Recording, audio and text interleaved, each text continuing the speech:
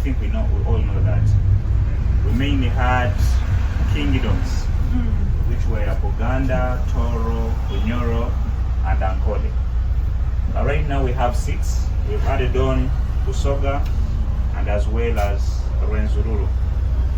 It's a kingdom now, Rwenzururu. Yes, currently Rwenzururu is a kingdom because it even has a king. So there's no way you can say it's not a kingdom. It is currently an independent kingdom from Toro. As you know, they had their issues saying they are speaking totally different language from the other people, so they wanted to be independent. And currently they're independent. Now, we also had other 56 different tribes, and after the coming of the British, who came here in 3 stages, the explorers, the missionaries, and then also the colonial administrators, or the representatives of the British government. When these people came here, we had them convince the king of Uganda that they wanted to protect him.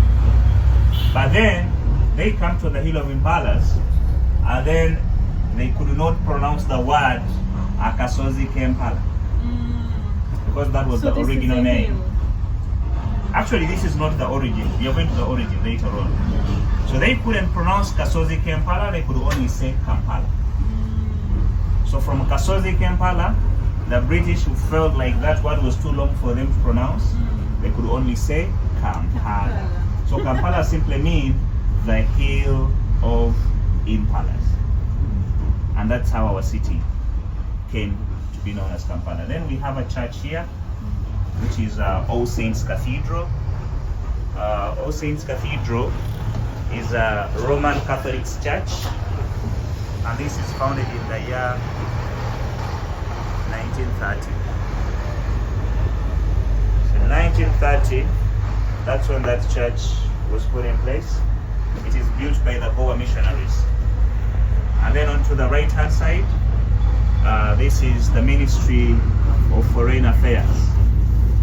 And then the middle building, you see there are 3 buildings here. So the middle one is the audit house, and then this one here is the statistics house, responsible for the national statistics. That is the population census and the housing census. And then we drive back to Nile Avenue, which is named after the longest river in the world, known as River Nile. Now, on the Nile Avenue, if you turn onto your right hand side, we see the gardens. And now this is Sheraton Hotel plus the Sheraton Gardens. So Sheraton was the first 5-star hotel we had in Uganda. Sheraton was founded in the year 1967. It was originally known as Apollo Hotel, but right now it is part of the Marriott Hotels. Oh, okay. And it is...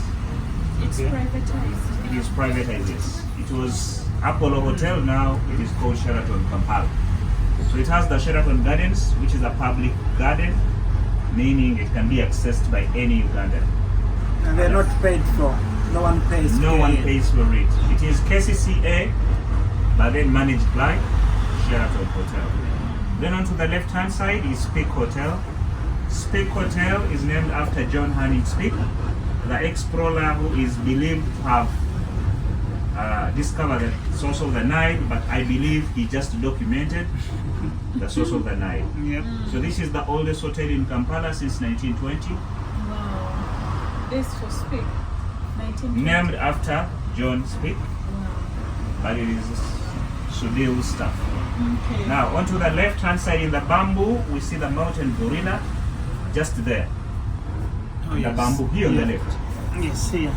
So that mountain gorilla is put in place to remember the leader of the first habituated mountain gorilla group in Gwindi, which is called Mubale Group.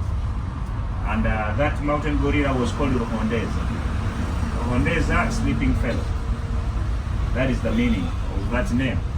And Ruhondeza was the leader of the first habituated mountain gorilla group in the Gwindi Impenetrable Forest. I'm still trying to find a way of how we can actually have a picture taken here.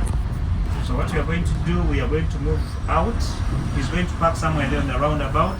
and then you just drag a little bit slower around, and then when he comes back and This find us ready. monument, okay.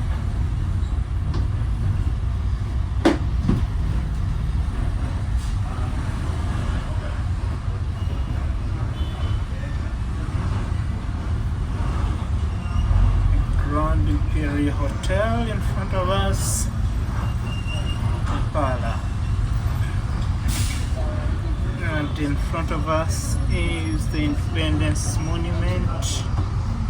Independence Monument over here. Commemorate the independence of Uganda. Okay, so we can calm down. Let us calm